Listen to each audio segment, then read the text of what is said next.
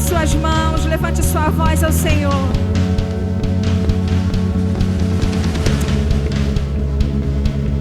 Pois teu é o reino, teu é o poder e tua é a glória para sempre. Amém.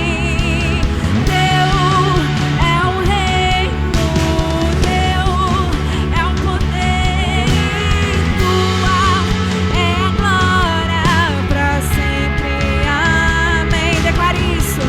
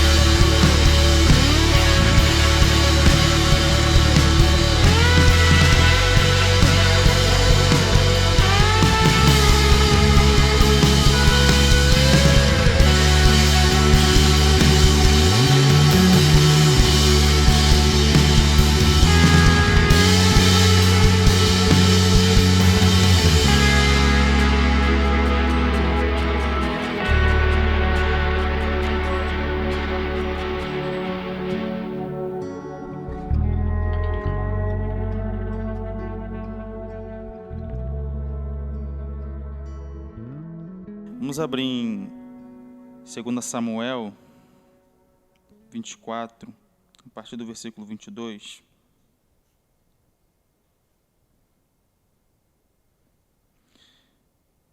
Então Araúna disse a Davi: que o rei, meu senhor, tome e ofereça o que bem quiser. Aqui estão os bois para o holocausto, o debulhador de cereais e a canga dos bois para a lenha.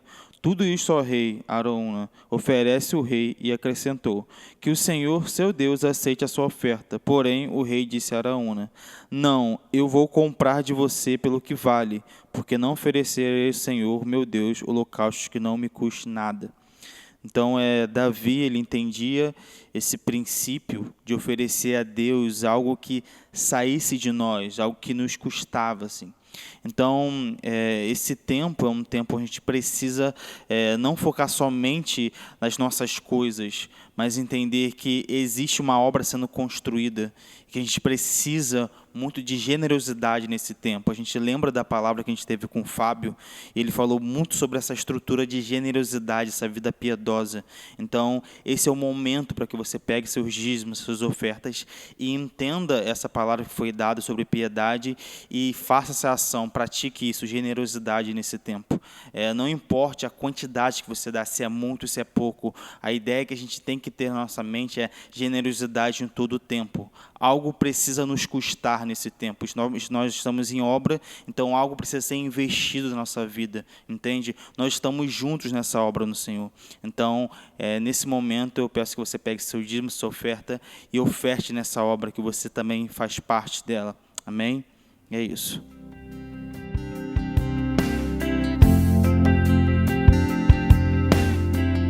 Bom dia, pessoal. Espero que todos vocês estejam bem. Espero também que em breve a gente possa estar juntos pessoalmente, reunidos, e que tudo isso passe o mais rápido possível. Nessa manhã a gente vai ler um texto que é bem conhecido, que fica em Romanos, capítulo 12, versículo 2. Você também pode abrir na sua Bíblia. Nesse texto, Paulo ele vai dizer o seguinte: não sede conformados com este mundo, mas sede transformados pela renovação do vosso entendimento, para que experimenteis qual seja a boa, agradável e perfeita vontade de Deus. Em uma outra versão, diz o seguinte: não imitem o comportamento e os costumes deste mundo, mas deixem que Deus os transforme por meio de uma mudança em seu modo de pensar, a fim de que experimentem a boa, agradável e perfeita vontade de Deus para vocês. Então, antes da gente continuar, eu queria que a gente curvasse a nossa cabeça e orasse ao Senhor. Pai, a minha oração nessa manhã é para que o Senhor nos guie pela verdade, e a sua palavra é a verdade. Eu oro que na medida que nós refletimos sobre ela, ela penetre o nosso interior e que ela transforme, ilumine e renove a maneira como nós pensamos, como nós sentimos e como nós agimos. Toma todas as áreas da nossa vida, todas as esferas com as quais nós nos relacionamos nesse tempo e nos transforma em alguém parecido com o Senhor. Nos livra de parecer com o mundo, antes venha nos guiar por um caminho de verdade, e o caminho da verdade é libertador. Que nessa manhã nós possamos ser libertados de todas as mentiras que o mundo prega. Em nome de Jesus. Amém. Amém. Então vamos lá. Eu queria que a gente pensasse nesse texto em 3 partes, dividisse ele em 3 partes. Então, a primeira é sobre a orientação e a instrução de Paulo sobre a gente não se conformar, não se parecer e não se moldar a esse mundo. A segunda é sobre a transformação da nossa vida a partir de uma renovação da nossa mente. E por último, que é a grande finalidade e objetivo dessas coisas, que é experimentar, conhecer, discernir a boa, agradável e perfeita vontade de Deus. Então, o primeiro aspecto, que é sobre não se parecer com esse mundo, não imitá-lo, algumas coisas são importantes antes da gente pensar sobre isso.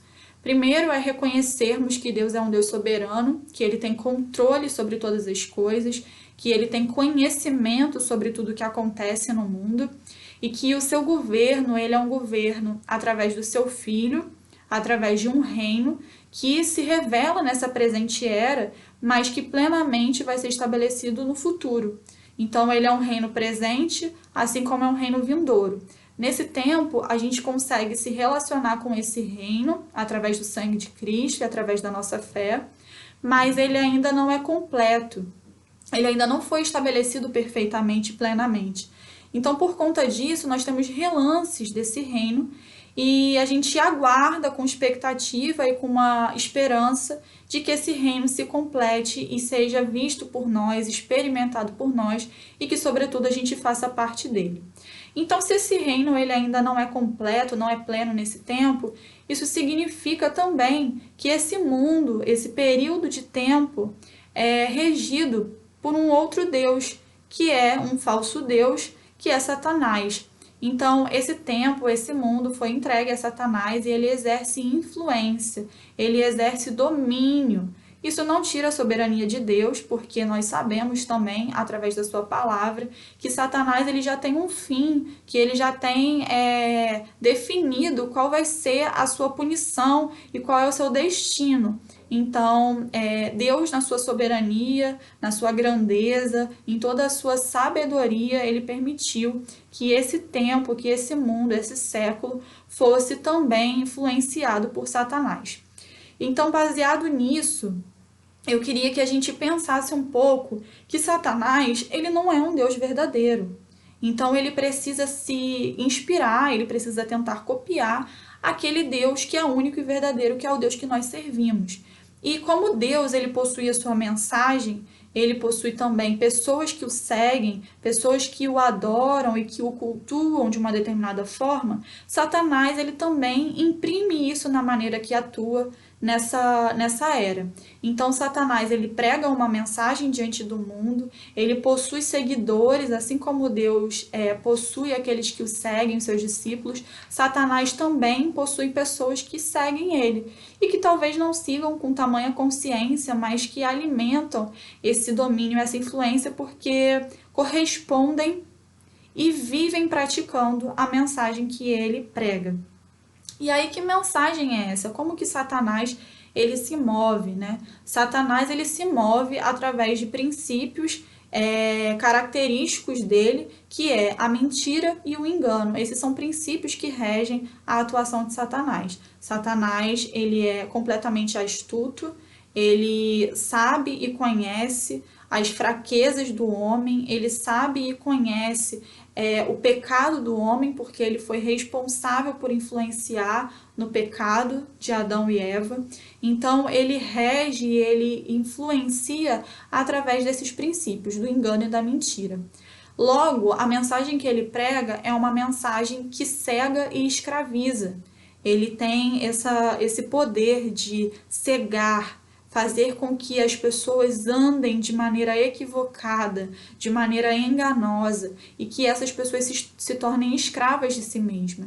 Então, essas características fazem parte dessa influência e dessa atuação de Satanás.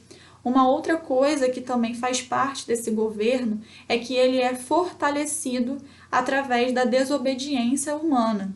Então, quando o homem ele desobedece a Deus, quando o homem se afasta da verdade, ele fortalece esse domínio e essa influência de Satanás.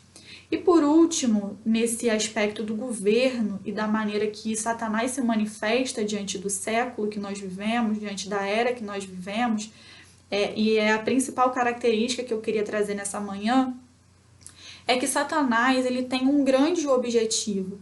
Esse grande objetivo, desde o princípio, é o seguinte: ele deseja, ele tem a intenção, o alvo dele é fazer com que o homem banalize quem Deus é. Porque na medida que o homem ele banaliza o caráter de Deus, a bondade, a justiça, a santidade de Deus, ele começa também a banalizar a sua palavra. Isso aconteceu no Éden. Satanás colocou uma distorção e uma dúvida na mente da mulher, dizendo que ela certamente não morreria se comesse do fruto. Então ele gerou uma banalização da palavra que é a verdade, e isso gerou uma dúvida na mulher. E a partir disso a mulher ela começa a se confundir, a acrescentar na palavra de Deus algo que Deus não disse, porque Deus disse que não poderia comer e ela disse que não poderia tocar, e a partir disso começa toda aquela narrativa, a história que nós conhecemos e que somos afetados até hoje. Então, o grande objetivo de Satanás é banalizar o caráter, a natureza e a palavra de Deus. E eu não queria que isso fosse abstrato, mas que justamente a gente refletisse, como Paulo nos orienta, que nós não devemos imitar e nos conformar com esse mundo. E para isso eu preciso entender que mundo é esse que eu estou vivendo e o quanto esse mundo ele pode me influenciar e ele pode estar me corrompendo ou me levando a essa banalização e essa falta de confiança em quem Deus é. E para isso eu escolhi um conceito, que é um conceito chamado Mundo VUCA, VUCA, que é um conceito que foi estabelecido num contexto militar após a Guerra Fria, para que eles conseguissem avaliar esse cenário de caos, como lidar com o mundo após uma guerra, como lidar com um cenário de caos. E aí o interessante não é esse conceito ter surgido dessa forma. O interessante desse conceito é que nos anos de 2000, 2008, esse conceito ele foi implementado no mundo corporativo, no mundo dos negócios. Então, eu sou formada em administração, estudo bastante sobre essas questões, né, sobre o mundo corporativo, e esse é um conceito que é muito forte e muito utilizado no mundo corporativo, principalmente na alta gestão, no sentido estratégico. E quando eu penso nisso, que o mundo atual trouxe um conceito para ser aplicado, que é referente a um cenário de guerra, a um cenário caótico, isso me revela, me demonstra que o mundo ele já compreendeu que nós vivemos em guerra, que nós vivemos diante de um grande conflito, de que as coisas no mundo elas não vão bem e que vence aquele que tiver a melhor estratégia, ou que for mais forte, ou que tiver as melhores ferramentas. Então o mundo ele está completamente cego para a palavra de Deus, mas ele está completamente atento para que ele sobreviva, para que as pessoas saiam vitoriosas ou que elas ganhem vantagem diante do mundo que nós vivemos. E aí, o que esse conceito VUCA ele vai dizer? Ele é um acrônimo, então são 4 letras que refletem o que significam 4 palavras em inglês, que vai dizer que o mundo é volátil, que o mundo é incerto, que o mundo é complexo e que o mundo é ambíguo. Se a gente traduzir para o português, ao invés de VUCA, vira o conceito VICA. E o que significa isso? Significa que o mundo volátil é um mundo que muda com grande constância, que muda em um volume, em uma rapidez que o homem não tem controle. Assim como o homem não consegue medir a quantidade de mudanças que estão acontecendo, o homem também não é capaz e não é suficiente para responder e solucionar todas essas coisas. Então, o homem ele precisa se preparar para esse mundo. A segunda palavra é que o mundo ele é incerto. E o que significa um mundo incerto? É um mundo improvável, é um mundo onde não existe estabilidade.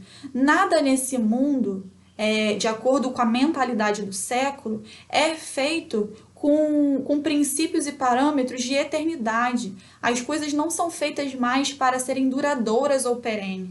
É só você observar como as roupas são feitas, como os aparelhos tecnológicos são feitos, como os lançamentos de qualquer coisa é feito. Eles são por edição, eles são temporários, eles são baseados nas estações do ano, em períodos, em oportunidades que surgem. Então, mesmo dentro de um cenário onde a gente tem incerteza e problemáticas por conta do coronavírus, a gente vê diversas empresas e segmentos que estão ganhando muito dinheiro com isso, porque estão sempre se adequando à realidade do mundo e andando conforme aquilo que acontece. Então, é um mundo extremamente incerto, imprevisível, instável e do qual nós não temos um firmamento sólido. Então, essa é também a mensagem do mundo. Não existe nada sólido. Tudo aqui pode ser desfeito. E existe um sociólogo que é chamado, o nome dele é Bauman, que diz sobre esses tempos líquidos, sobre as relações líquidas. E ele vai narrar essa realidade do mundo. O terceiro aspecto desse conceito é que o mundo ele é complexo. E o que significa um mundo complexo? É um mundo de muitas possibilidades e variáveis.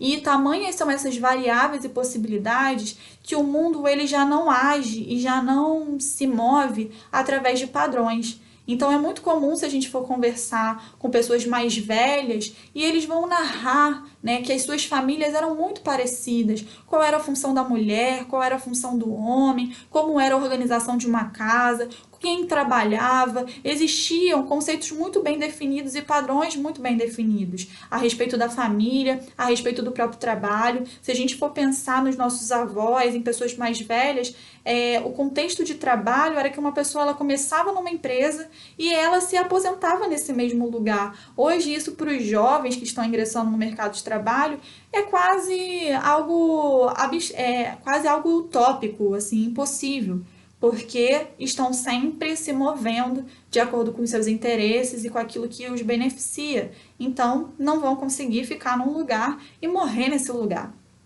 E isso tem a ver com esse mundo complexo, um mundo que já não tem mais padrões, que é um mundo cheio de variáveis, cheio de possibilidades e que nos deixa completamente em dúvida, que nos deixa extremamente perdidos e ansiosos. Não é à toa que a gente vive em um mundo adoecido, que o número de pessoas em depressão, com síndrome do pânico, diagnosticadas com ansiedade ou com outros distúrbios e problemas de cunho emocional e psicológico são enormes, porque tem a ver com esse mundo aqui que eu estou narrando, um mundo que lá atrás foi usado esse conceito para um cenário de guerra e que hoje está sendo aplicado. Talvez você não veja uma guerra visível acontecendo, mas a verdade é que nesse exato momento existe uma guerra entre a verdade e a mentira, entre o que vai ser estabelecido.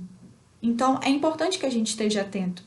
E o quarto e o último aspecto desse mundo, VUCA, é que o mundo é ambíguo. E quando a gente vai pensar sobre isso, a gente se depara com a relativização das coisas. Então, esse é um mundo que relativiza, é um mundo que interpreta a partir da sua própria verdade, da sua própria opinião. E se eu interpreto a vida, o mundo, as circunstâncias, as esferas da vida que eu estou me relacionando a partir da minha própria visão, a partir da minha própria percepção, isso significa que não existe verdade absoluta. Isso significa para o mundo que cada um pode ter a sua verdade. E se existem várias verdades, tem alguma coisa muito errada nisso, né? Não é lógico. E talvez para muita gente esse mundo, esse cenário pareça um cenário lógico, mas a verdade é que é ilógico viver desse jeito. É ilógico, não é saudável, não é bom, porque não é a forma como Deus nos criou para viver. E diante disso, desse panorama que eu narrei do mundo no qual nós vivemos, do mundo no qual nós estamos inseridos, é muito importante observar que na nossa conversão, diante da vida com Deus, Deus ele não nos retirou desse plano, ele não nos retirou para um monastério ou para um lugar separado do mundo. Nesse momento, nós convivemos com o mundo. E nós somos chamados a discernir que mundo é esse que nós vivemos, como nós, como igreja, de acordo com a nossa identidade, nós somos chamados a influenciar esse mundo com os aspectos de Deus, influenciando positivamente, iluminando as pessoas, nós somos chamados a ser sal e luz, nós somos chamados a anunciar as boas novas, nós somos chamados, essa é a nossa identidade. Então, nós precisamos refletir se nós estamos influenciando esse mundo ou se nós estamos sendo influenciados por ele. Porque só existem essas duas coisas, né? Não existe o caminho ali que eu estou inerte ou o caminho onde eu não estou sendo influenciado e nem influenciando. Esse lugar não existe. Ou você está sendo influenciado ou você influencia. Essa é a dinâmica da vida humana. Então, baseado nesse mundo que Paulo está orientando, que a gente não se conforme com o século, com essa era, ele está dizendo, não se conforme com o mundo regido por Satanás, não se conformem com o mundo que é regido pela banalização de quem Deus é, não se conforme com o mundo que é mau, mas antes seja transformado por uma renovação da vossa mente. Então, quais são os pilares desse mundo atual? É um mundo que vive para benefício próprio, onde o ventre, né, o seu próprio eu, é aquilo que domina e aquilo que define como você vai viver. Então, é um mundo baseado nos desejos e não naquilo que é necessário. É um mundo que já teve esses conceitos de necessidade versus desejo completamente corrompidos. Então é um mundo que consome sem precisar, que desperdiça o que tem, que anda sempre insatisfeito, que murmura e reclama pela vida que tem, que gostaria de ter a vida do outro, que trabalha desesperadamente, colocando toda a sua esperança no dinheiro e no trabalho, que quando fica desempregado acredita que a vida acabou, que teme o desemprego como teme a morte. São pessoas que lidam com a vida baseado nesses conceitos que eu falei. Diante da complexidade, da volatilidade, da incerteza e da ambiguidade, se desesperam. E esse é o objetivo de Satanás. Porque quando o homem que não conhece a Deus se desespera, ele começa a criar deuses e ídolos que possam solucionar os seus problemas. E se isso for o dinheiro, se isso for o conhecimento, se isso for a informação, se isso for um cargo de poder, seja o que for, ele vai fazer. E dessa forma, Satanás atua, se fortalece e faz com que a palavra de Deus seja colocada em xeque na vida de muitas pessoas. Nós precisamos perceber se nós temos colocado em xeque a palavra de Deus. Isso na nossa maneira de pensar, na nossa maneira de sentir e na nossa maneira de agir. Segundo aspecto que eu queria falar, então, é sobre essa transformação através da renovação da mente. Talvez para muitos isso signifique um manual de condutas e regras da vida cristã, onde quando você se batizou e se converteu, alguém te falou que você deveria fazer isso. Então te dá um passo a passo. Então assim, é muito triste ver que a igreja ela ainda considera a vida cristã um manual de regras, de conduta e uma ação externa, quando na verdade nós precisamos compreender que essa é uma vida que nasce do Espírito. E quando Paulo ele diz que nós devemos nos transformar através de uma renovação da mente, é sobre isso que ele está falando. Então eu queria que nós pudéssemos ler juntos também um texto que está em João, capítulo 3. Então, João, capítulo 3, do versículo 1 ao 7, vai dizer o seguinte: Havia um fariseu chamado Nicodemos, líder religioso entre os judeus. Certa noite veio falar com Jesus e disse: Rabi, todos nós sabemos que Deus enviou o Senhor para nos ensinar. Seus sinais são prova de que Deus está com o Senhor. E Jesus respondeu: Eu lhe digo a verdade, quem não nascer de novo não verá o reino de Deus. Como pode um homem velho nascer de novo? Perguntou Nicodemos. Acaso ele pode voltar ao ventre da mãe e nascer uma segunda vez? Jesus respondeu: Eu lhe digo a verdade, ninguém pode entrar no reino de Deus sem nascer da água e do Espírito. Os seres humanos podem gerar apenas vida humana, mas o Espírito dá à luz a vida espiritual. Portanto, não se surpreendam quando eu digo, é necessário nascer de novo. Aqui é um ensino de Jesus. Jesus está ensinando para um fariseu que não compreendeu o que é o novo nascimento e ele pergunta, acaso a gente pode voltar para o ventre da nossa mãe e nascer de novo? E Jesus ele está falando de um nascimento espiritual, de um nascimento que vem da água e do Espírito. E o que isso tem a ver com a nossa vida? Tudo. Tudo porque ele diz que aqueles que não nascerem de novo não verão o reino de Deus e que também não entrarão no seu reino. Então, para que nós possamos fazer parte desse governo, experimentar dessa vontade perfeita, agradável e boa de Deus, a gente precisa ter esse novo nascimento. Esse novo nascimento não é um nascimento da natureza humana, mas é da natureza do Espírito. E eu queria falar um pouco sobre isso. Talvez seja muito difícil, principalmente para quem é mãe, ou que está grávida, ou que já gerou seus filhos, porque a mãe ela tem aquela ideia de que seu filho é a coisa mais linda, mais pura e mais santa do universo. Que ele é a representação de todas as coisas boas da vida. E aqui Jesus é muito específico, ele diz que a mulher ela só pode gerar vida humana.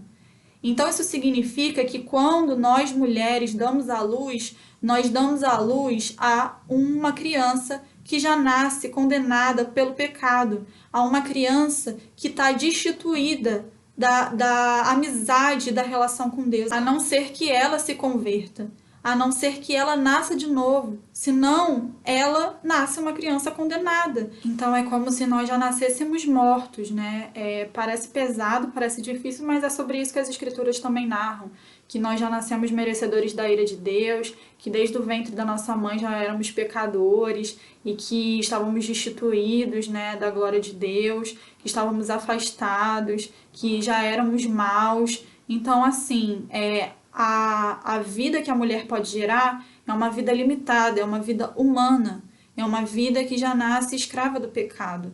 Ainda que os filhos possam ser incríveis e lindos e tudo para as mães e para os pais, essa é a verdade, da luz que a mulher dá a uma criação que já é caída.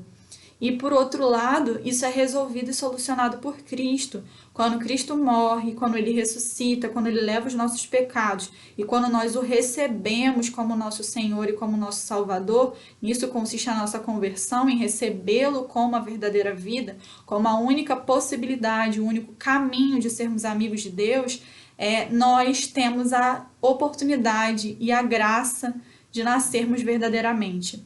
Então, só a vida do Espírito, através do sangue de Cristo, é possível de nos fazer acessar esse reino. É possível de nos fazer sair da escravidão e termos uma vida livre da mentira, uma vida livre das influências de Satanás, uma vida livre desse mundo que eu narrei logo no começo. Então, Deus, através do sangue de Cristo, através do Espírito Santo que habita em nós, ele nos consola, ele nos direciona, ele nos dá sabedoria, ele nos liberta, ele nos livra da cegueira que Satanás tanto tenta imprimir no homem, ele nos livra dessa escravidão do pecado, ele nos livra da acusação, ele restaura todas as nossas relações, porque nesse mundo as relações foram corrompidas, as relações são egoístas, são baseadas no interesse próprio, em explorar o outro para benefício de si mesmo. Então, Deus, ele restaura, através do Espírito, as nossas relações. Nós éramos órfãos e passamos a ser filhos, nós éramos escravos e passamos a ser livres, nós não tínhamos um pai, somos adotados e inseridos numa família de muitos irmãos, nós também somos chamados para ser a noiva de Cristo, somos chamados para um casamento. Então, no Espírito, na vida do Espírito, que só o Espírito pode parir, porque é isso que fala em João, quando eu li, ele fala, o Espírito dá a luz, ou seja, o Espírito ele pare, ele gera, o Espírito faz nascer, faz brotar a vida espiritual. A vida espiritual não provém do esforço do homem. A vida espiritual não provém do esforço do homem. A vida espiritual nasce por causa da atuação, por causa da graça, por causa do Espírito. E quando esse Espírito habita em nós, ele vem através de uma mensagem, que é a pregação do Evangelho, a verdade. A verdade da palavra de Deus, ela é libertadora. Em Hebreus vai dizer que a palavra é viva e eficaz, que ela é capaz de dividir juntas e medulas, alma e espírito, que ela é mais afiada do que uma espada. Então a palavra de Deus, que é a verdade, é um meio de nós sermos libertos do engano, da filosofia dessa era, da cultura que essa era imprime, porque esse mundo tem a sua cultura. Se a gente for pensar no Antigo Testamento, Israel ele era extremamente tentado e extremamente errante no sentido de cultuar outros deuses e outros ídolos. Os ídolos eles formam uma cultura, eles formam um culto, e o culto tem a ver com a adoração, e o culto tem a ver com a liturgia, tem a ver com os hábitos. Tudo isso envolve quem nós adoramos. Então, baseado nos nossos hábitos, na nossa postura, na nossa conduta, que sim, é exterior, mas precisa brotar do interior, de um coração realmente renovado e transformado pelo Espírito, é que nós podemos cultuar a Deus de maneira digna, entregando todo o nosso corpo, porque no texto que eu li o versículo 2, mas anteriormente Paulo está dizendo, entreguem o vosso corpo como um sacrifício santo e agradável, esse é o vosso culto racional. Então, a gente precisa pensar sobre essas coisas, que não é por esforço humano, é pela graça, mas na medida que eu tenho o Espírito Santo e que eu nasço novamente, eu correspondo a essa nova vida. Eu já não tenho as práticas, as falas, os comportamentos, as intenções e o coração que rege esse mundo. Nós não banalizamos mais a palavra de Deus e quem Ele é, mas nós confiamos na verdade e Ele é a verdade. E por último, o terceiro aspecto desse versículo, que é muito conhecido, é pequeno, mas que dá pra gente aprender bastante, que é experimentar a boa, agradável e perfeita vontade de Deus. O que acontece, o grande problema que eu percebo na igreja é que tem muita gente interessada na vontade de Deus, em ouvir o Senhor, em saber o que Ele acha, o que Ele pensa, mas tem pouquíssimas pessoas dispostas a obedecer às instruções dele. É muito fácil a gente querer que Deus trabalhe pra gente, e essa é a mentalidade diabólica do mundo. É uma mentalidade que banaliza tanto a Deus, que faz com que a pessoa pense e acredite que Deus é que tem que trabalhar para ela, que Deus é que tem que servi-la. Parece louco, mas essa é a vida de muita gente que faz parte da igreja e que se diz ter nascido novamente e que se diz ter convertido. E a gente precisa refletir se a nossa vida ainda está dessa maneira, porque Deus ele não tem que nos servir. Deus ele não tem que trabalhar pra gente.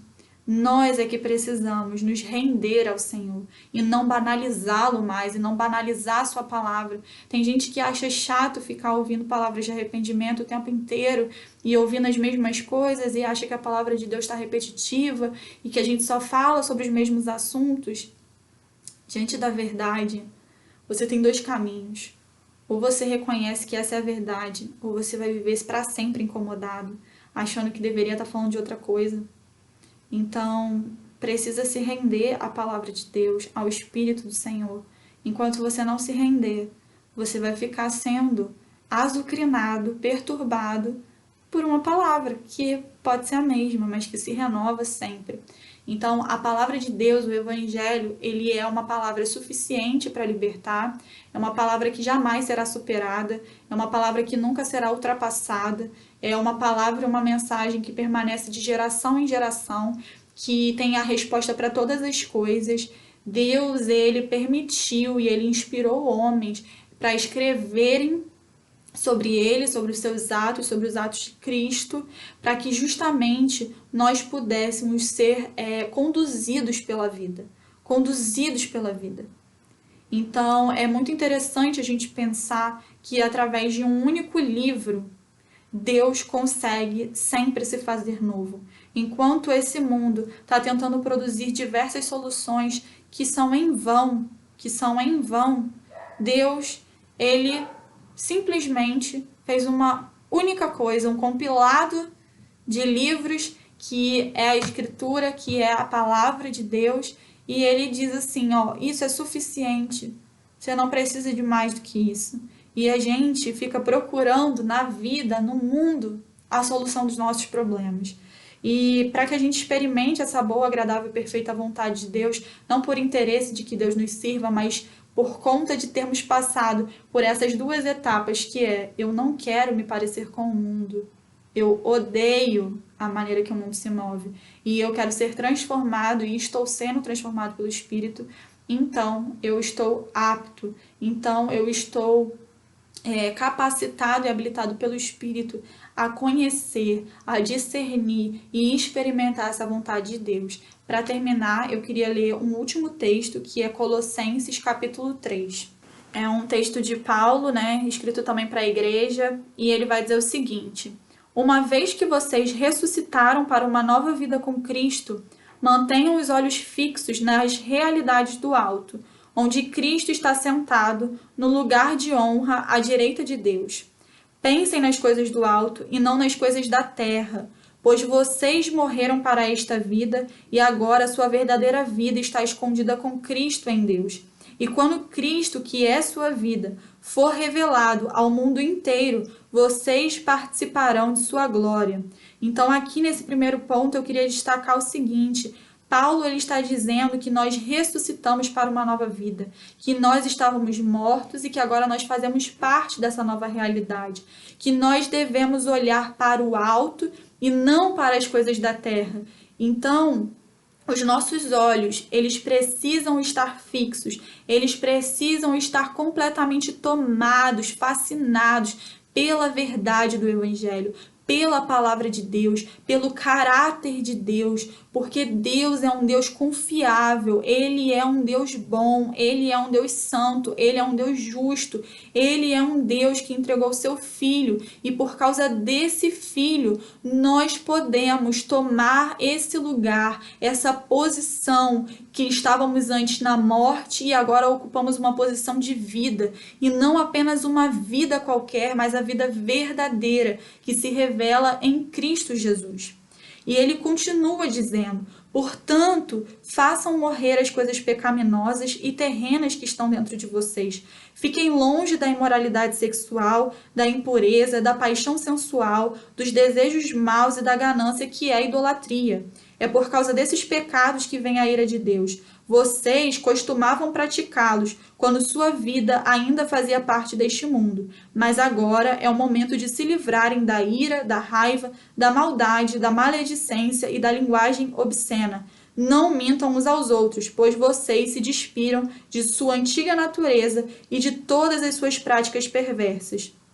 Aqui eu queria relatar e ressaltar Como Paulo faz esse paralelo? Ele fala, antes na antiga vida de vocês, no modo que vocês viviam de acordo com o mundo, com o século, vocês praticavam essas iniquidades, vocês praticavam esses pecados. Mas agora, por causa da nova vida que vocês têm e que vocês receberam, por causa da nova vida que vocês receberam, vocês precisam se afastar de todas essas coisas. Vocês precisam fugir, vocês precisam se separar. Vocês já não praticam mais elas. Antes elas faziam parte de quem vocês eram. Agora isso já não faz mais parte. E ele continua. Ele fala o seguinte: revistam-se da nova natureza e sejam renovados à medida que aprendem a conhecer seu Criador e se tornam semelhantes a Ele. Aqui, assim, eu sou extremamente constrangida por esse versículo, conforme eu li e grifei ele, fiquei pensando sobre ele. Ele vai falar isso: revistam-se da nova natureza e sejam renovados à medida que aprendem a conhecer seu Criador e se tornam semelhantes a Ele. Eu falei no início que Satanás ele tem um objetivo, que é banalizar a natureza de Deus, que é deteriorar, que é fazer com que o homem não conheça quem Deus realmente é. E Paulo, ele está dizendo para nós nos revestirmos dessa natureza na medida que nós conhecemos o nosso Criador. É impossível nós desfrutarmos da vontade de Deus, da perfeição e da plenitude de Deus, se a gente não conhecer esse Criador.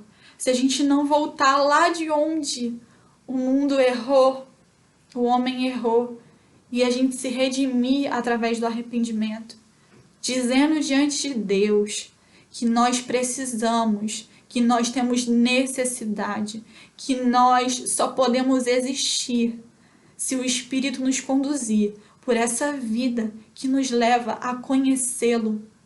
Caso contrário, eu vou me identificar com o mundo e vou descredenciar, banalizar quem Deus é.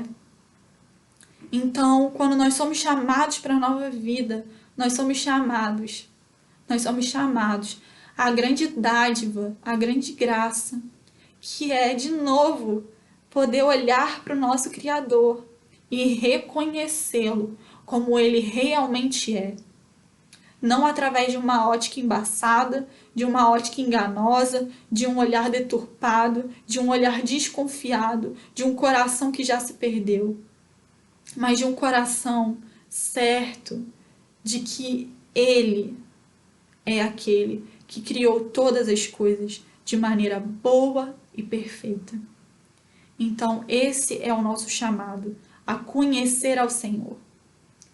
Enquanto a igreja, enquanto nós assumirmos uma postura arrogante de pensar ou cogitar que nós já conhecemos o suficiente de Deus para nós nos apegarmos a esse conhecimento, desculpa, a gente não entendeu nada a respeito de Deus. A gente não está falando de um Deus que tem características finitas. A gente não está falando de um Deus limitado, não. A gente está falando de um Deus que Ele é responsável por toda a existência, que Ele é responsável por tudo que foi feito, que Ele é a fonte de tudo que você vê, de tudo que você toca, de tudo que você sabe, de tudo o que você pensa que sabe. Ele é responsável por ter feito tudo existir. Então você nunca vai conhecer o Senhor o suficiente. E é por isso que nós fomos transformados. Saímos de uma vida que nós morríamos e éramos paralisados pela morte para uma vida eterna. Porque é necessário a eternidade. É necessário a eternidade para que nós consigamos conhecer quem é esse Deus. Nessa vida pequena, passageira, não é suficiente todos os dias que você vai viver, sejam eles 80 anos, 90 anos, 100 anos. Nenhum desses anos, nenhuma dessas quantidades, por maiores que elas sejam, são suficientes para você poder afirmar que conhece o suficiente de Deus. Então, a gente precisa sair dessa posição arrogante. Você pode ter lido a Bíblia 1000 vezes, você pode ter lido todos os livros que estão em alta, todos os livros que foram recomendados e reconhecidos pelos melhores teólogos, ainda assim você não conhece o Senhor suficiente. A Bíblia vai dizer, inclusive, que nós ainda vemos como um espelho, através de um espelho embaçado, e que um dia nós o conheceremos como Ele nos conhece. O Senhor, sim, que é nosso Criador, sabe quem nós somos, mas nós estamos num caminho eterno de conhecê-lo. E à medida que eu o conheço, eu saio do caminho da banalização, da desconfiança e do engano para a verdadeira vida e para o caminho da verdade. Então, Paulo ele continua ainda dizendo, no versículo 11, nessa nova vida, não importa se você é judeu ou gentio, se é circuncidado ou incircuncidado, se é inculto ou incivilizado, se é escravo ou livre. Cristo é tudo o que importa e ele vive em todos, visto que Deus os escolheu para ser seu povo santo e amado. Revistam-se de compaixão, bondade, humildade, mansidão e paciência. Sejam compreensivos uns com os outros e perdoe quem os ofender. Lembrem-se de que o Senhor os perdoou, de modo que vocês também devem perdoar. Acima de tudo, revistam-se do amor que une todos nós em perfeita harmonia. Permitam que a paz de Cristo governe o seu coração, pois como membros do mesmo corpo, vocês são chamados a viver em paz e sejam sempre agradecidos. Que a mensagem a respeito de Cristo, em toda a sua riqueza, preencha a vida de vocês. Ensinem e aconselhem uns aos outros com toda a sabedoria. Cantem a Deus salmos, hinos e cânticos espirituais com o coração agradecido. E tudo o que fizerem ou disserem, façam em nome do Senhor Jesus, dando graças a Deus, o Pai, por meio dele. Dessa parte, eu quero destacar que ele fala: Cristo é tudo o que importa, que a mensagem a respeito de Cristo, em toda a sua riqueza, preencha a vida de vocês. Quando eu narrei a questão de como o mundo está, é porque eu quero que fique muito claro para a gente que Satanás nos leva à banalização de quem Deus é. Isso faz com que o homem precise criar um Deus próprio, um Deus que o satisfaça. Ele cria diversos ídolos para resolver os seus problemas e as suas circunstâncias. E aqui ele está dizendo que a mensagem a respeito de Cristo, em toda a sua riqueza, preenche a vida de vocês. Então, a nova vida, a vida do Espírito Santo, a vida espiritual e a vida verdadeira é uma vida preenchida pela mensagem de Cristo. É uma vida satisfeita e saciada. Quando nós somos preenchidos pela verdade, quando nós somos preenchidos por quem Cristo é, pela verdadeira natureza de Deus, nós não andamos como o mundo anda. Nós não andamos angustiados, não andamos aflitos, não andamos ansiosos, não andamos inquietos. Nós não andamos fiados em nossa própria justiça, em nosso próprio conhecimento ou inteligência, mas diferente do mundo que faz diversos estudos e avalia, porque aquele conceito que eu falei, uma das coisas que foram produzidas a partir dele é quais são as competências e habilidades que o homem precisa desenvolver para lidar com esse mundo.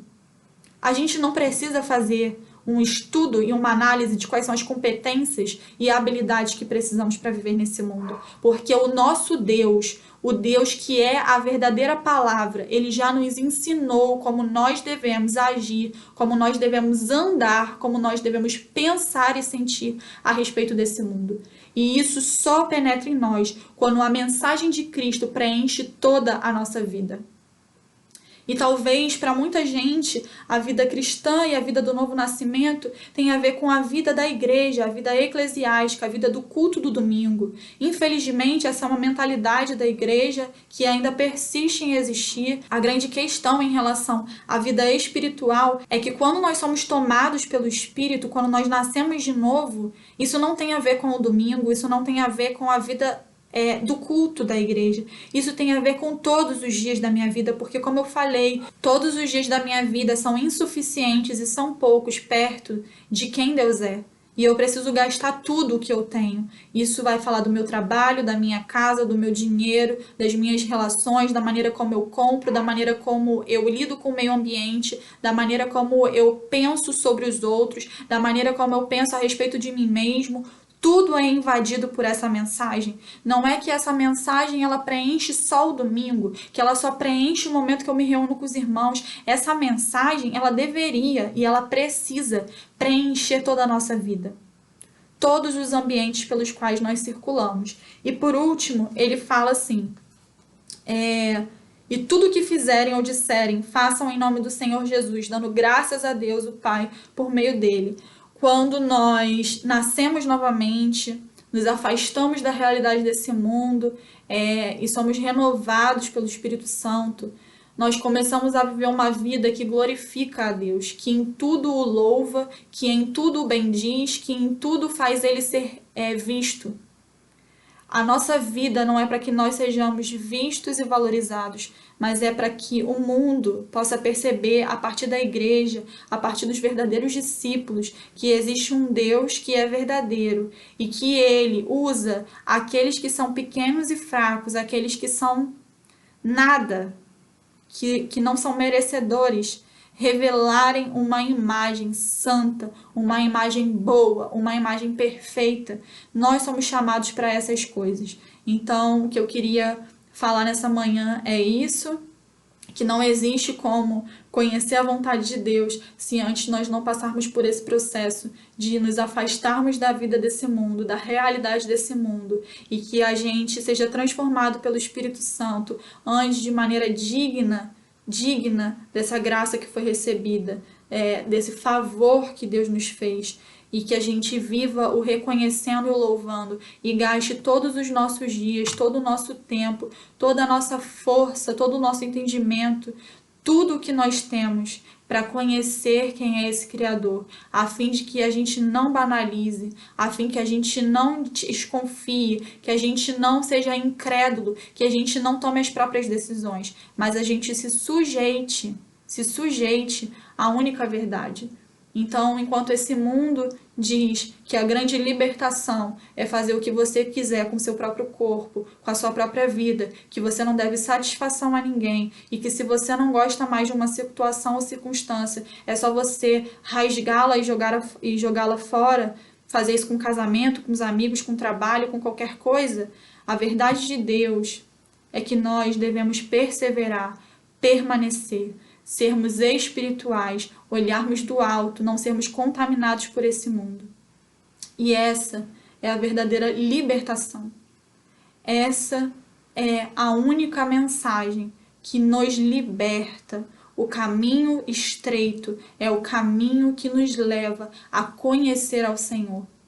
Então, prefira andar num caminho apertado e estreito, mas um caminho verdadeiro, do que andar por um caminho largo, desenfreado, um caminho sem regras e morrer para a verdade e morrer para o Senhor. Então, eu queria finalizar orando com vocês sobre isso.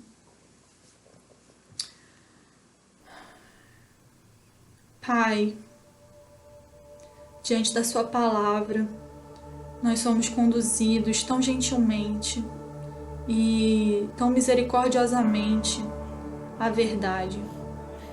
Nós queremos nos colocar diante de Ti para sermos vasculhados por esse Espírito, para que Ele veja se ainda há em nós alguma conformidade, alguma aceitação, alguma admiração com esse mundo.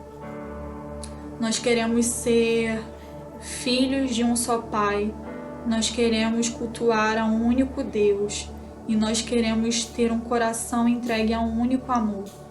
Nós não queremos dividir quem nós somos com essa era e com o seu reino, porque sabemos e reconhecemos que isso não é possível. Não é possível servir e agradar a dois senhores. Então, nessa manhã, nós declaramos que escolhemos te servir.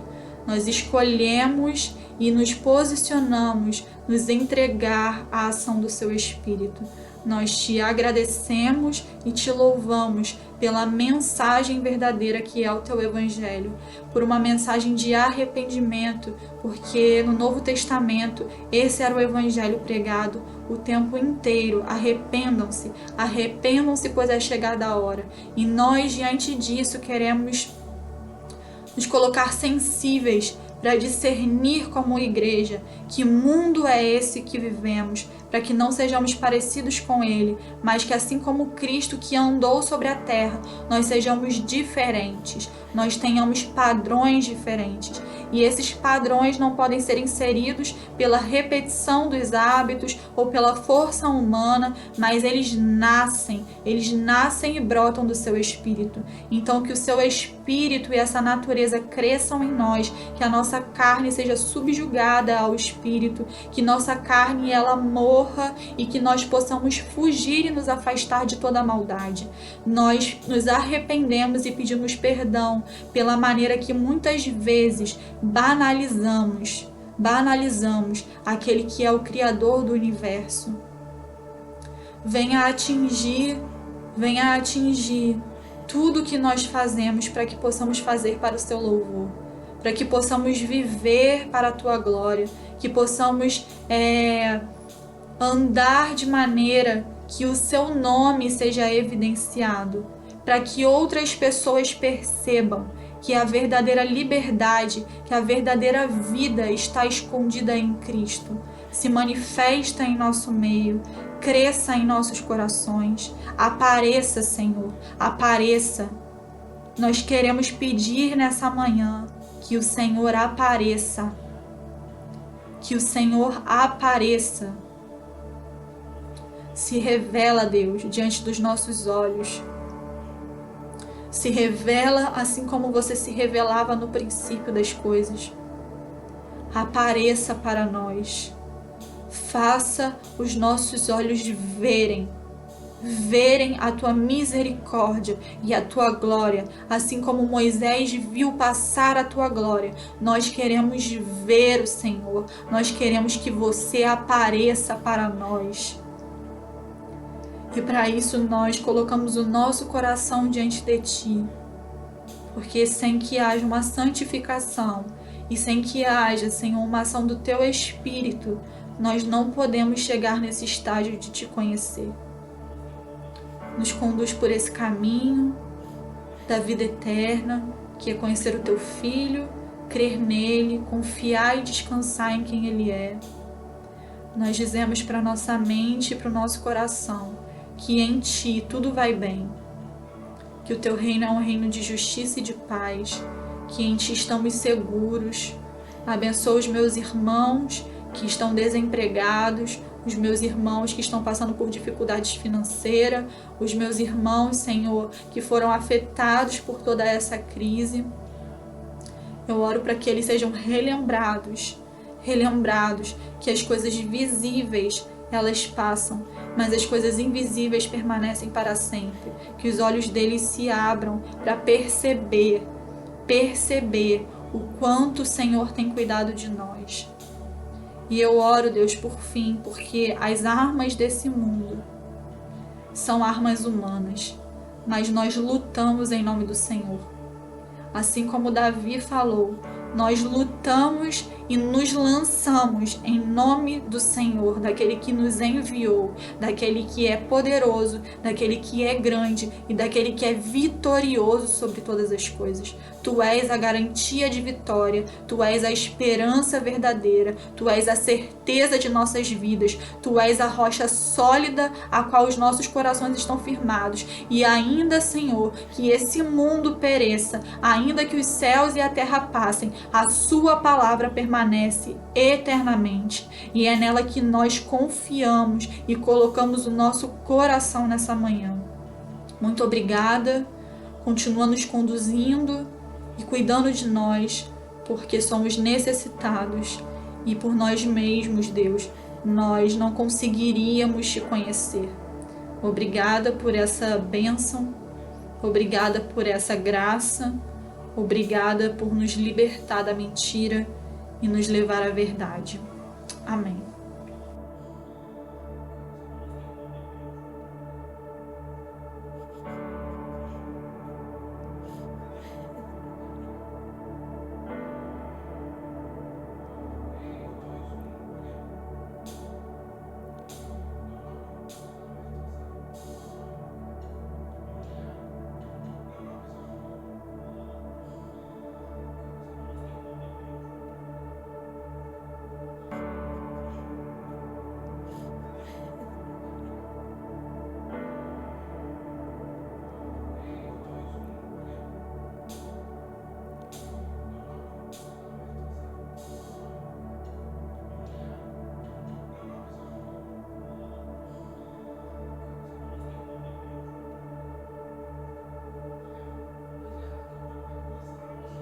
ok.